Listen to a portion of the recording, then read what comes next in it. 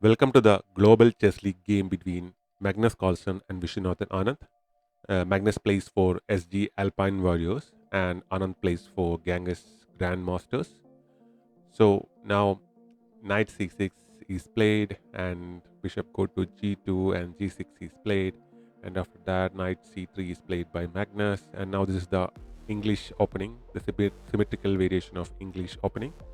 Anand plays bishop to g7, and after that d3 is played by Magnus and d6 follows by Anand, and queen goes to d2 and knight f6 by Anand, and after that b3 is played, allowing the bishop to b2 move later on, and Anand castles on the king side quickly, and the bishop to b2 move is played by Magnus, and Anand's bishop goes to d7 and knight f3 is played by Magnus, getting ready to castle, and Anand places his rook to b8, and now Magnus castles on the king side, and both players have castled, and and the development moves have concluded. And now the knight jumps to d5, and Anand just tries to push the knight away, and instead Magnus just takes the exchanges the knights, and which brings the bishop forward.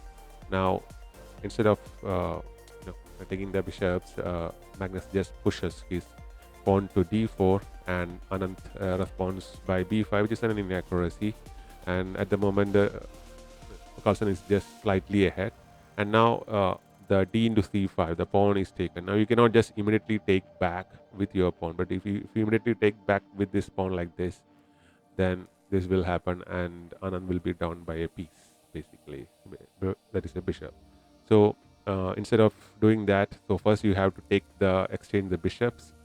So the queen moves away, and then you can take the pawn back. And after that, Magnus just attacks this pawn, forcing uh, uh, Anand to push the pawn. And after the exchanges, this pawn is under threat, basically.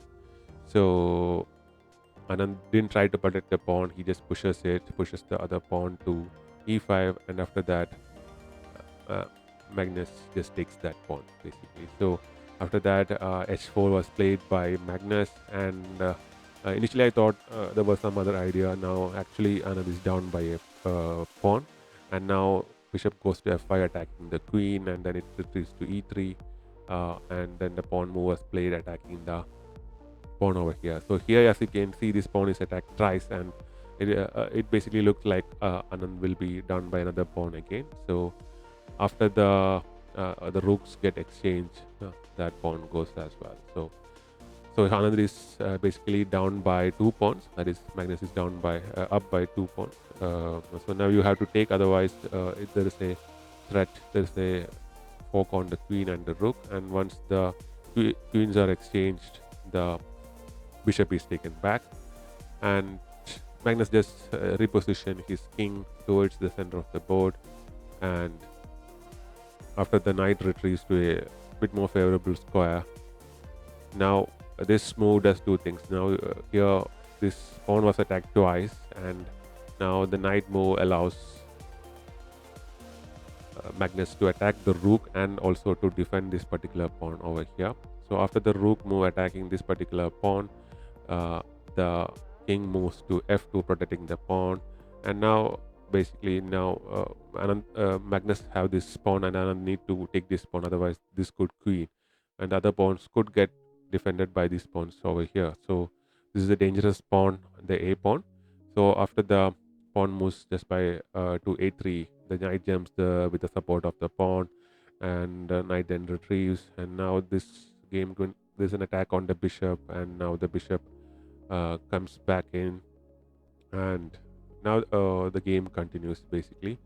So Anand is trying to bring his king forward, and now there's an attack on the rook, and the rook just jumps away, which allows the pawn to go forward again. So now this is the plan of Magnus to push the pawn, which basically will end up in Anand losing one major piece probably.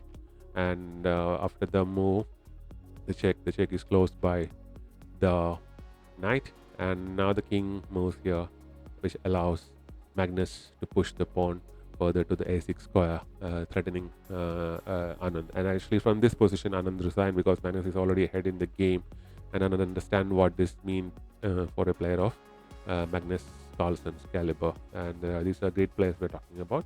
So they resigned the game, and that's it. And so Genghis Grandmaster team, they basically lost their prime match, the Magnus Carlsen and Viswanathan match. So that's it. I'll be back with more videos of the Global Chess League and other videos. Thanks very much, guys.